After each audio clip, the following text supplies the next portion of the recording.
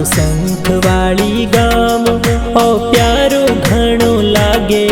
आगल सदिवासी जाती आ चौकी घणी लागे। ते बुलेट लेने घूमो थोड़ी शान प्यारी लागे। थोड़ी हल्की हल्की दाढ़ी आ मारो मनडो मोवे।